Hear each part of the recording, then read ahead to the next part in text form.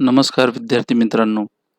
आपण मागील 2 लेसनमध्ये व्हिडिओ लेक्चर्समध्ये बघितलं रिसर्च म्हणजे काय आणि रिसर्च संबंधी वेगवेगळ्या ज्या कॉन्सेप्ट असतात किंवा रिसर्च प्रोसिजर असते, त्याच्या डेफिनेशन्स काय आहे याबद्दलची माहिती पाहिली. आता आपण या सेशनमध्ये बघणार आहोत objectives of research. Objectives of रिसर्चमध्ये पहिला ऑब्जेक्टिव्ह आहे to gain familiarity with a phenomena or to achieve new insight into it.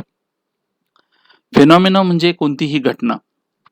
एखादी घटना असेल, टॉपिक असेल, त्या टॉपिकचं फॅमिलॅरिटी, त्याची ओळख करून घेणं, त्याचा अजून डिटेल स्टडी करणं, सूक्ष्म अध्ययन करणं, यासाठी आपण कदाचित जर रिसर्च करत असाल तर त्याला या प्रकारचा एक्सप्लोरेटरी रिसर्च असे म्हणतात. जनरली तुम्हाला माहिती आहे की जे प्युअर रिसर्च आहे ते प्युअर रिसर्च हे जनरली या कॅटेगरीमध्ये येतात. एखाद्या निसर्गामध्ये घडलेली घटना असेल, फॉर एक्झाम्पल गुरुत्वाकर्षणाची, न्यूटननी जो गुरुत्वाकर्षणाचा शोध लावला ती घटना असेल, तर न्यूटनने गुरुत्वाकर्षण म्हणजे काय या विषयाचा जास्त गांभीर्याने अभ्यास करण्यासाठी जो रिसर्च कंडक्ट केला तो या प्रकारच्या प्युअर रिसर्चमध्ये येतो, ज्याला आपण एक्सप्लोरेटरी रिसर्च सुद्धा म्हणतो. म्हणजे कोणत्याही विषयाचा जवळून अभ्यास करण्यासाठी आपण रिसर्च केला जातो. हे एक ऑब्जेक्टिव्ह आहे research. To achieve new insight into it, किंवा अगोदर एखादी घटना घडलेली आहे, अगोदर एखादा स्टडी झालेला आहे, त्या स्टडीचा पुन्हा गांभीर्याने विचार केला जातो आणि त्यात काही नवीन तथ्य मांडता येतात का याविषयी देखील माहिती केली जाते. तर अशा प्रकारचा रिसर्च म्हणजे theoretical research come under this category.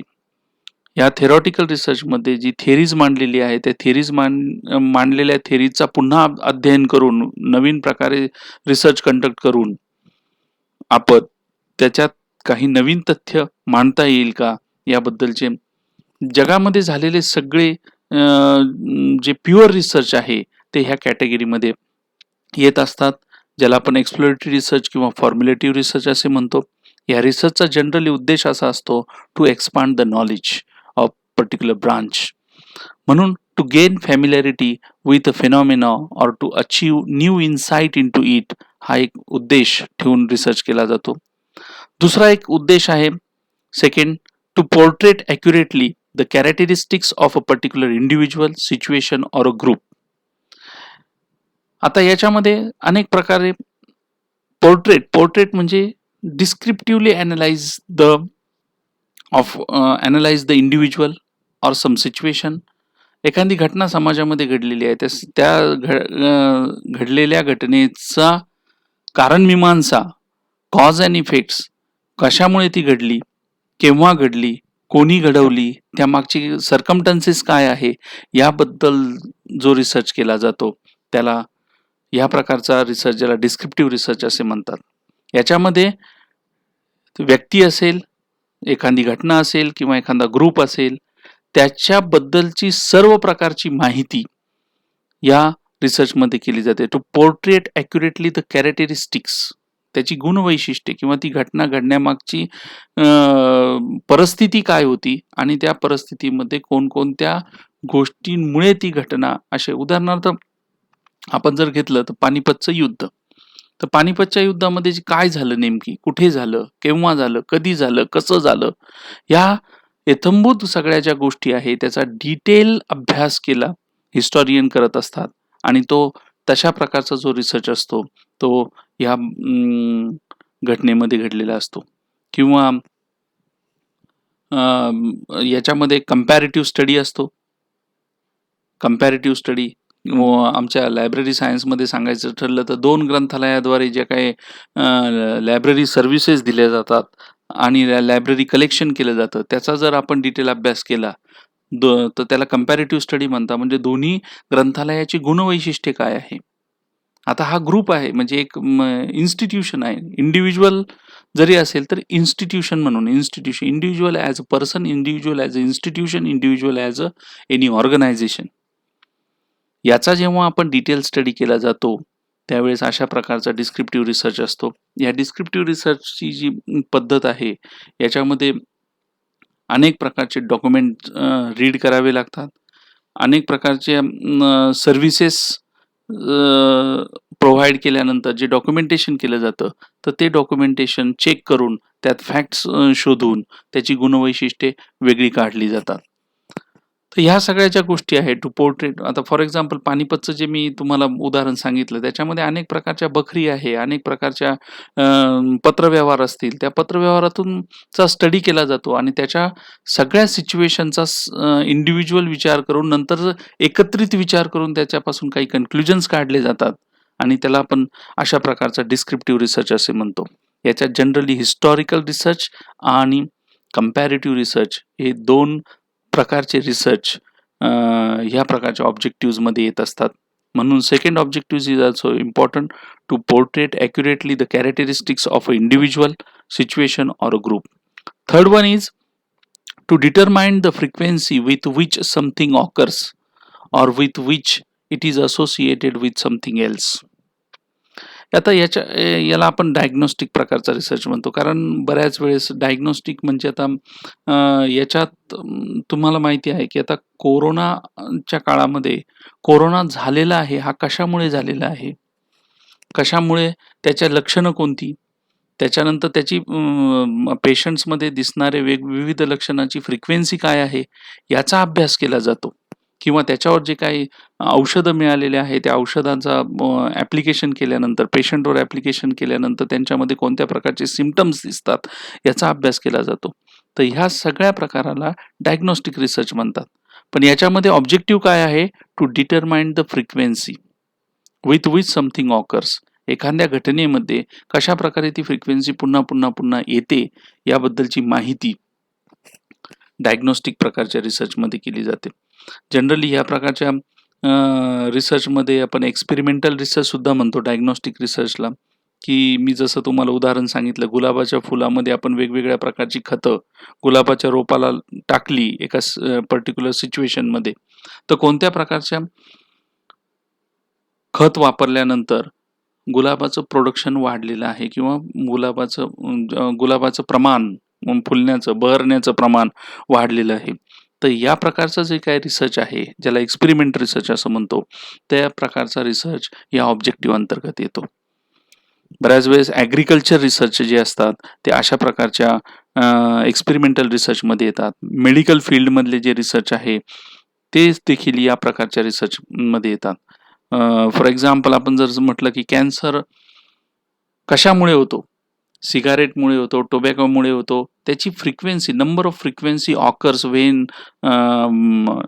People's use tobacco, number of frequency occurs, situation occurs, cancer situation occurs when people use rigorous smoking. So that is the frequency. We determine the frequency with which something occurring frequently. So this kind of research is called experimental research or diagnostic research. चौथं जे उद्दिष्ट आहे रिसर्चचं ते देखील आहे to test a hypothesis of a casual relationship between variables. जसं मी तुम्हाला उदाहरण दिलं की सोलर पॅनलमध्ये हवेचा जो प्रमाण आहे, हवेचा जो फ्लो आहे त्याचा इफेक्ट होतो, सूर्यप्रकाश किती आहे त्याचा येतो, आर्द्रतेचा परिणाम होतो. याच्यामध्ये आपण एक काहीतरी हायपोथिसिस मांडतो की समुद्रकिनारी असलेल्या सोलर पॅनलवर, त्याच्या इफिशियन्सीवर कोणत्या घटकाचा, व्हेरिएबलचा परिणाम होतो, याच्याबद्दल आपण काही हायपोथिसिस मांडले, काही गृहीतकं मांडले आणि ती गृहीतकं नंतर आपण वेगवेगळ्या प्रकारचे व्हेरिएबल्स स्टेबल ठेवून एका व्हेरिएबल कॉन्सन्ट्रेट करून आपण ते चेक केले आणि नंतर आपण मांडलेला जो अंदाज आहे तो अंदाज योग्य होता किंवा नाही हे जेव्हा आपण चेक करतो, हे उद्दिष्ट जेव्हा आपण ठेवतो, तेव्हा त्यावेळेस अशा प्रकारचा रिसर्च म्हणतो, ज्याला आपण हायपोथिसिस टेस्टिंग रिसर्च स्टडी असं म्हणतात. याच्यामध्ये हायपोथिसिस मांडलं जातं आणि व्हेरिएबल मधलं कॅज्युअल रिलेशनशिप, डिपेंडंट व्हेरिएबल आणि इंडिपेंडंट व्हेरिएबल, डिपेंडंट व्हेरिएबलचा इंडिपेंडंट व्हेरिएबलवर काय परिणाम होतो हे जेव्हा आपण चेक केलं जातं आता डिपेंडंट व्हेरिएबल म्हणजे काय, इंडिपेंडंट व्हेरिएबल म्हणजे काय हे आपण नंतर पाहणार आहोत. पण डिपेंडंट व्हेरिएबल म्हणजे which is controlled, which can be manipulated by the researcher. आणि independent variable means which is manipulated by the researcher, आणि ज्याचा इफेक्ट ज्याच्यावर करतो तो डिपेंडंट व्हेरिएबल आहे. फॉर एक्झाम्पल उदाहरणार्थ सांगायचं ठरलं तर कॉफी आणि झोप. म्हणजे कॉफीचं किती प्रमाण घेतल्यानंतर किती काळ झोप उडते किंवा किती काळ झोप लागत नाही याचं जर प्रमाण केलं तर कॉफी हा इंडिपेंडंट व्हेरिएबल आहे आणि स्लीप हा डिपेंडंट व्हेरिएबल आहे. म्हणजे कॉफीचं प्रमाण आपण मॅनिप्युलेट करू शकतो, 1 ग्रॅम, 2 ग्रॅम, 3 ग्रॅम, आणि त्याचा झोपेवर होणारा परिणाम म्हणजे ज्याच्यावर परिणाम होतो तो डिपेंडंट व्हेरिएबल आहे. जो परिणाम करतो तो इंडिपेंडंट व्हेरिएबल आहे. आणि याच्यामधलं कॅज्युअल रिलेशनशिप म्हणजे कॉफीचं किती प्रमाण घेतल्यावर झोप किती वेळ लागत नाही, हे जर आपण रिलेशन चेक केलं तर याला casual relationship between coffee and sleep. तर याबद्दल जर आपण काही हायपोथेसिस मांडले की इतक्या प्रमाणामध्ये जर आपण कॉफी घेतली तर एवढ्या प्रमाणामध्ये झोप लागत नाही, असं जर आपण काही गृहीतक मांडले which is based on some theoretical background again, आणि अशा कॅज्युअल रिलेशनशिप जर चेक केली तर असं ऑब्जेक्टिव्ह ठेवून जर रिसर्च केला त्याला हायपोथेसिस टेस्टिंग रिसर्च स्टडी म्हणतात. म्हणून ऑब्जेक्टिव्ह नुसार जर आपण कॅटेगरायझेशन केलं रिसर्चचं तर ज्याच्यामध्ये फक्त एखादी वस्तुस्थिती असेल, एखादी सिच्युएशन असेल किंवा एखादा विषय असेल, त्या विषयाचा सर्वांगीण विचार करून आपण जेव्हा अभ्यास केला जातो तर त्याला एक्सप्लोरेटरी किंवा फॉर्म्युलेटिव्ह रिसर्च म्हणतात. एखाद्या व्यक्ती, सिच्युएशन, ऑर्गनायझेशन, इन्स्टिट्यूशन, ग्रुप याचं कॅरेक्टरिस्टिक गुणवैशिष्ट्ये आपण जर ॲक्युरेटली स्टडी करणार असाल तर त्याला आपण हिस्टॉरिकल रिसर्च किंवा डिस्क्रिप्टिव्ह रिसर्च किंवा कंपॅरेटिव्ह रिसर्च असं म्हणतो. जर एखाद्या रिसर्चमध्ये एक्सपेरिमेंट करत असताना आपल्याला किती वेळेस ती फ्रिक्वेन्सी ऑकर होते, किती वेळेस आपण रिपीटेडली तेच एक्सपेरिमेंट करतो आणि त्याच प्रमाणामध्ये आलेल्या आउटपुटचं ॲनालिसिस करतो, त्याला डायग्नोस्टिक रिसर्च असं म्हणतात. आणि तिसरं आहे की एखाद्या 2 व्हेरिएबलमधलं जर रिलेशन आपल्याला 2 किंवा जास्त व्हेरिएबलमधलं आपल्याला कॉज अँड इफेक्टिव्ह रिलेशनशिप शोधायचं असेल, डिपेंडंट आणि इंडिपेंडंट व्हेरिएबलमधलं जर आपल्याला रिलेशन शोधायचं असेल आणि त्या संदर्भात आपण काही पूर्वग्रह किंवा काही गृहीतकं मांडली आणि ती एक्सपेरिमेंट करून नंतर चेक केली इन कंट्रोल एक्सपेरिमेंट सिच्युएशनमध्ये ती चेक केली आणि त्याचा हायपोथेसिसशी संबंध जोडण्याचा प्रयत्न केला तर अशा प्रकारच्या रिसर्चला आपण हायपोथेसिस टेस्टिंग रिसर्च असे म्हणतो. These are the 4 major objectives of research. After that, we are coming towards the characteristics of research. रिसर्चची गुणवैशिष्ट्य काय? आता यामध्ये जे काही गुणवैशिष्ट्य सांगितलेली आहे ती जी गुणवैशिष्ट्य आहे त्यापेक्षा आणखीन वेगळी गुणवैशिष्ट्य देखील काही स्लाइड्समध्ये काही स्कॉलर्सनी मांडलेली आहे, त्याबद्दलची आपण माहिती थोडक्यात बघणार आहोत. सगळ्यात महत्त्वाचं द कॅरेक्टरिस्टिक्स ऑफ आपण ज्या डेफिनेशन्स बघितल्या त्या डेफिनेशन्सवरून आपल्याला हे कळतं research is a systematic and critical investigation into phenomena. Research हे केवळ फॅक्ट गोळा करणं किंवा माहिती गोळा करणं नसून ती एक सिस्टमॅटिक प्रोसेस आहे. त्या प्रोसेसमध्ये आपण अनेक प्रकारच्या रिसर्च मेथॉडॉलॉजी आणि रिसर्च मेथड्सचा वापर करत असतो. जसं मी तुम्हाला सांगितलं की डिस्क्रिप्टिव्ह रिसर्च म्हणजे काय, डायग्नोस्टिक रिसर्च म्हणजे काय. तर डायग्नोस्टिक रिसर्च असेल किंवा एक्सपेरिमेंटल रिसर्च असेल तर तो परफॉर्म करताना एक ठराविक सिस्टमॅटिक प्रोसेस आहे ती आपल्याला फॉलो करावी लागते. It is not a mere compilation of facts. It adopts scientific methods, that is research methods. It is objective and logical. It is based on empirical evidences. प्रत्येक वेळेस आपल्याला तथ्य शोधावे लागतात, तथ्य क्रिएट करावे लागतात आणि त्या तथ्यावर आधारित काही कन्क्लुजन्स मांडावे लागतात. त्याच्यामुळे आपण जो डेटा कलेक्शन करतो आणि त्याचं ॲनालिसिस करतो ते सगळं इम्पिरिकल इव्हिडन्सेस आहे. Research is directed towards finding answer to the question. आपण जे ऑब्जेक्टिव्ज आहे रिसर्चमध्ये, objectives are very important. Our research should be related to the objective. Our conclusion should clarify the answers to the problem which is given in the which is implied किंवा implies into the objectives. It emphasizes the generalization of theories or principle. Generally रिसर्चचा उद्देश शेवटी असा आहे की काहीतरी नवीन तथ्य किंवा काहीतरी थेरी, तत्व आणि थेरी ह्या निर्माण, काही सिद्धांत आणि तत्व तयार व्हायला पाहिजे. असं रिसर्चच्या कॅरेक्टरिस्टिक्स आहे. Apart from this 7 characteristics there are so many other characteristics also. For example, research should be objective. Research should have objectivity. मी तुम्हाला अगोदर म्हटलेलं आहे की it should not be biased. रिसर्चमध्ये आपण रिसर्च कंडक्ट करायला घेतल्यानंतर आपल्या मनामध्ये कन्क्लुजन संदर्भामध्ये कोणत्याही प्रकारचा बायस्ड नसावा, की हेच कन्क्लुजन आहे असा कोणत्याही प्रकारचा बायस नसावा. फॉर एक्झाम्पल, आपण ज्यावेळेस रिसर्च करत असो आणि तो रिसर्च करत असताना, फॉर एक्झाम्पल राम सेतू अस्तित्वात आहे किंवा नाही, हा एक हिस्टॉरिकल रिसर्चचा टॉपिक आहे. मग त्याच्यासाठी आपण सॅटेलाइट इमेज किंवा हिस्टॉरिकल फॅक्ट्स याबद्दलच्या काय किंवा पुराणातले काही दाखले हे देऊन आपण ते जस्टिफाय किंवा सॅटिस्फाईड करू शकतो. परंतु केवळ मी धार्मिक आहे आणि मला कोणत्याही प्रकारे तो राम सेतू सिद्ध करायचा आहे असा जर उद्देश डोळ्यासमोर ठेवला तर तो रिसर्च बायस्ड होईल. आणि अशा प्रकारचा स्टडी झालेला आहे की सॅटेलाइटच्या इमेजमधून राम सेतू वगैरे याचे पुरावे मिळाल्यामुळे तो सिद्ध झालेला आहे. तर अशा प्रकारे ज्या वेळेस आपण अनबायस्ड काम करतो त्याला म्हणायचं ऑब्जेक्टिव्हिटी. Research have ऑब्जेक्टिव्हिटी.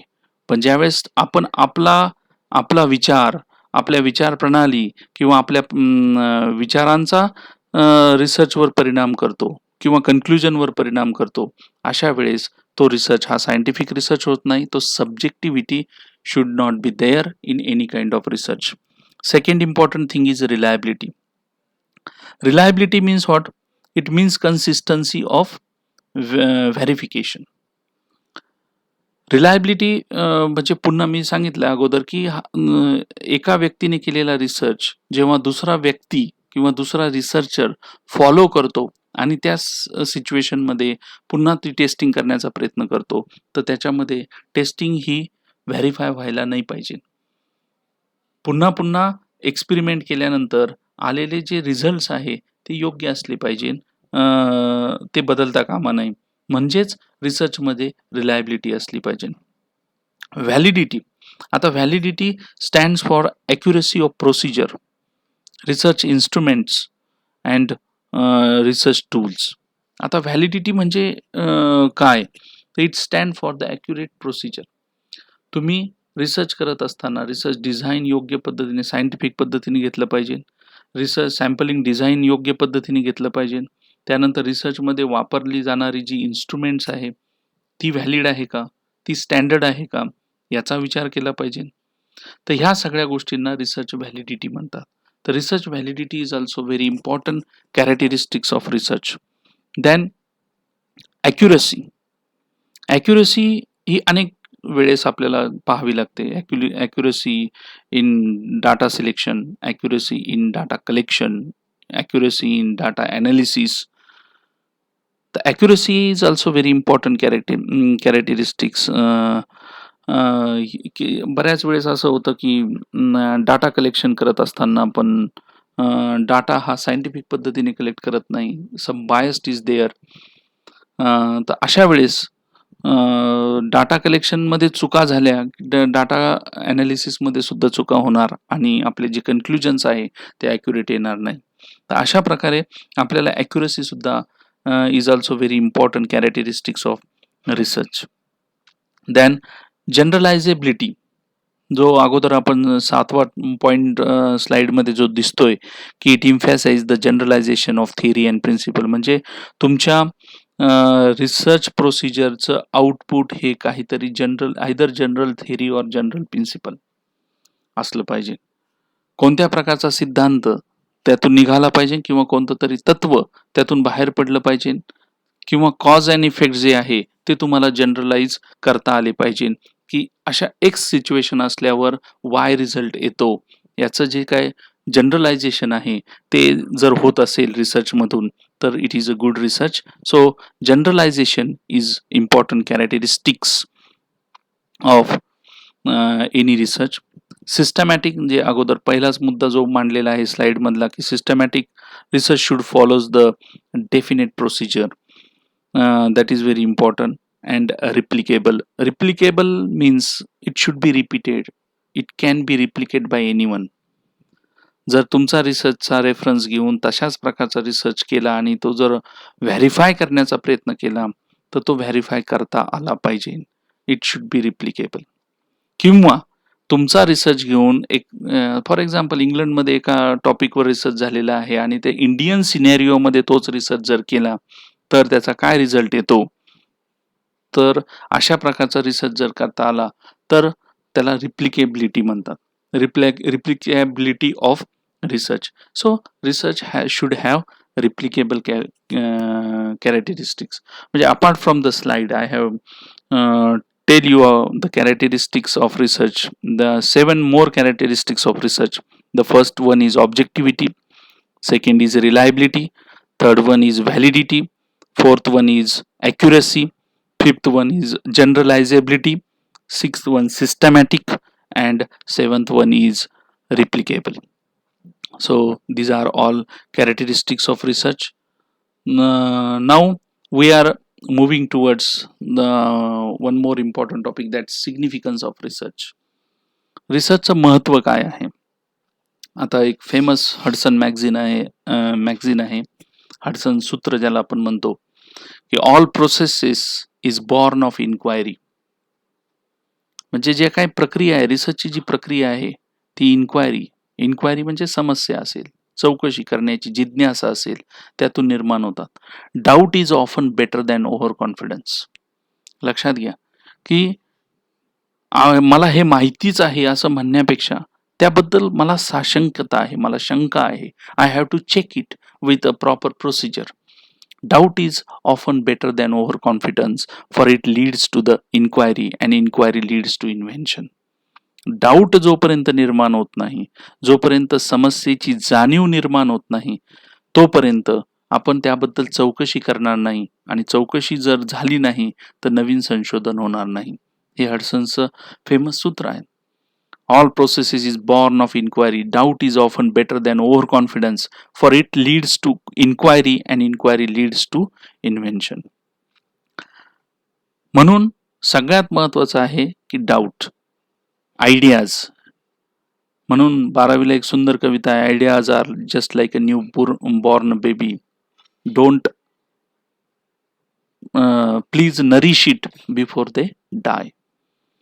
डाऊट्स असे असतात किंवा आयडियाज अशा असतात की ज्यांचं नरिशमेंट आपण रिसर्च कल्चरमधून त्याचं जर नरिशमेंट केलं नाही तर ते डाऊट्स फक्त डाऊट्सच राहतात, त्यातून नवीन प्रकारचं संशोधन होऊ शकत नाही. सिग्निफिकन्स मधला सगळ्यात महत्वाचा मुद्दा, the role of research in several field of applied economics whether related to business or the economy as a whole. सगळ्यात महत्वाचं रिसर्च का महत्वाचं आहे तर सध्या तुम्हाला माहिती आहे की आर्थिक जग आहे, जे देशाचं ची अर्थव्यवस्था जर स्ट्रॉंग असेल तर सगळ्या प्रकारच्या गोष्टी या चांगल्या प्रकारे घडत असतात आणि देशाची अर्थव्यवस्था ही विविध प्रकारच्या बिझनेस इंडस्ट्री याच्यावर अवलंबून असते. आणि म्हणून ही जी इकॉनॉमिक डेव्हलपमेंट आहे ती इकॉनॉमिक डेव्हलपमेंट वेगवेगळ्या प्रकारच्या इंडिकेटर्सद्वारे आपल्याला कळत असते आणि त्याचे रिसर्च होत असतात. म्हणून इकॉनॉमिक डेव्हलपमेंट होते किंवा नाही किंवा त्याच्यामध्ये कोणत्या समस्या आहे हे जाणीव करून घेण्यासाठी रिसर्च हा अतिशय महत्वाचा आहे. नंतर research provides the basis for nearly all government policies in our economic system.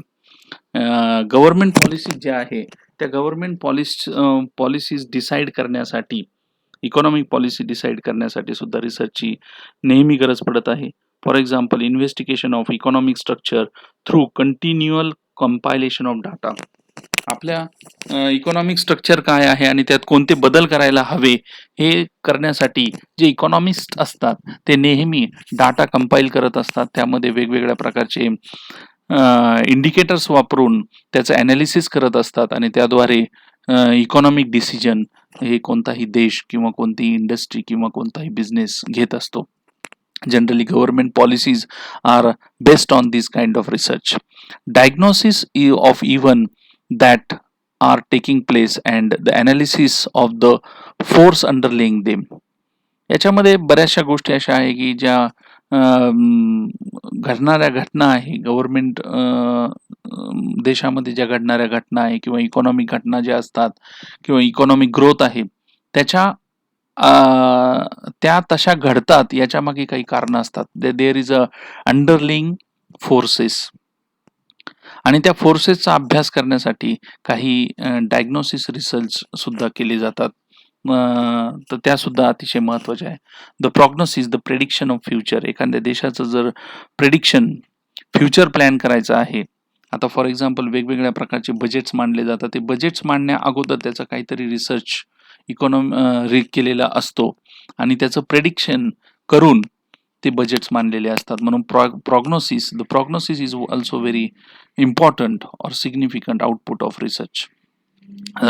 Solving various operational and planning problems of business and industry. मी तुम्हाला सांगितले इंडस्ट्रीमध्ये अनेक प्रकारे लेबर कामगारांशी संबंधित समस्या असतात, प्रोडक्शनशी संबंधित समस्या असतात. ह्या जर सॉल्व्ह करायच्या असतील किंवा इक्विपमेंटच्या इफिशियन्सी संबंधित समस्या असतात तर अशा प्रकारच्या समस्या सॉल्व्ह करण्यासाठी रिसर्च हा अतिशय महत्त्वाचा आहे. Social scientist study social relationship and seeking answer to the various social problems. There are so many problems available in society and we have to handle it very carefully. काही ठिकाणी वेगवेगळ्या प्रकारच्या दंगली होत असतात. तर त्या दंगलीमध्ये कोणत्या प्रकारची कारणं आहे याच्याबद्दल आहे किंवा शेतकरी आंदोलन असेल. अशा घटना ज्या असतात त्या घटनांमधलं रिलेशनशिप काय आहे त्या घटनेचा फिनॉमिनाचा आपलं डिस्क्रिप्टिव्ह स्टडी हा रिसर्च द्वारे केला जातो आणि अशा घटनांवर समस्यांवर सोल्युशन काढलं जातं. To the student research may या सोशल स्टडीजमध्ये आपण educational studies is also there. मी तुम्हाला अगोदर सांगितलं की यामधून आपण विद्यार्थ्यांमध्ये टीचिंग मेथोडॉलॉजीमध्ये कशा प्रकारे डेव्हलपमेंट केली जाते हे सोशल सायंटिस्ट जे असतात तर ते सोशल सायंटिस्ट या प्रकारच्या विद्यार्थ्यांशी रिलेटेड सुद्धा स्टडी करत असतात. To study the research to the student research may mean a careerism on or a way to attain the high position in the social structure. याच्यासाठी पण करत असतो स्टुडंट्स आपल्या करिअरसाठी स्टडी करत असतो किंवा नोकरीला असलेला व्यक्ती आपल्या सोशल स्ट्रक्चरमध्ये हाय पोझिशन मिळवण्यासाठी देखील रिसर्च करणं गरजेचं आहे. The professionals in research methodology research may be mean a source of livelihood. आणि बऱ्याचशा संशोधन संस्था आहे त्या संशोधन संस्थांमध्ये काम करणारे कर्मचाऱ्यांसाठी रिसर्च हा त्यांचा जीवनाचा उदरनिर्वाहाचं साधन म्हणून रिसर्चकडे बघत असतात. To philosopher or thinker research may mean the outlet of new ideas or insight. Philosophers असतात, थिंकर्स असतात, त्यांच्यासाठी त्यांच्या मनामध्ये ज्या ॲबस्ट्रॅक्ट कल्पना असतात त्या ॲबस्ट्रॅक्ट कल्पनांना मूर्तिमंत रूप देण्याचं काम रिसर्चच्या माध्यमातून केलं जातं. आणि म्हणून फिलॉसॉफर्स आणि थिंकर्ससाठी विचारवंतांसाठी रिसर्च हा अतिशय महत्त्वाचा आहे. आणि जनरली आपण बघतो की बरेचसे रिसर्च हे सुरुवातीला आयडियाजच्या स्वरूपात असतात. That all things are abstracts only. आपण बऱ्याचशे यूट्यूबवर व्हिडिओ पण बघतो. विविध प्रकारच्या कार हवेतून उडतात किंवा ह्या सुरुवातीला आयडियाज होत्या. हळूहळू त्याच्यावर रिसर्च करून त्याचं प्रॅक्टिकल ॲप्लिकेबिलिटी आणणं हे रिसर्चच्या माध्यमाने शक्य होतं. To literary men and women research may mean the development of new style and creative work. सुशिक्षित जी लोक असतात त्यांच्यासाठी रिसर्च म्हणजे एक नवीन प्रकारे नवीन स्टाईल किंवा क्रिएटिव्हनेस. मी तुम्हाला सांगितलं की आपण मानव आहोत आणि मानवामध्ये इन्स्टिंक्ट, इन्क्विसिटिव्हनेस, उपजत अशा प्रकारची जिज्ञासा आपल्यामध्ये आहे आणि ती सॅटिस्फाईड करण्यासाठी देखील रिसर्च केला जातो. टू ॲनालिटिक अँड इंटेलेक्च्युअल्स, जे पृथक्करण करणारे व्यक्ती आहे, ॲनालिसिस करतात, आणि इंटेलेक्च्युअल्स जे विद्वान लोक आहे, त्यांच्यासाठी प्रत्येक ब्रांच ते काम करत असलेल्या ज्ञानशाखेमध्ये नवीन थेरीज तयार करणं, नवीन प्रकारचे सिद्धांत मांडणं, याच्यासाठी देखील रिसर्च करत असतात. In short, research has a multi-dimensional concept. It is related to every human aspect, or every aspect of human life. So that is very important, and try to read this again and again so you can understand it. Motivation in research. Research करण्यासाठी आपल्याला काय motivates करतं? तर desire to get a research degree along with its benefit हा एक महत्त्वाचा विषय आहे. Research desire to face the challenge and solving the unsolved problem. बऱ्याच जणांना एखादा अनसॉल्व्ड प्रॉब्लेम आहे, तो स्वस्थ बसून देत नाही आणि तो सॉल्व्ह करण्याचं चॅलेंज ते घेतात. याचं सुद्धा मोटिवेशन असतं. To desire to get intellectual joy of doing some creative work.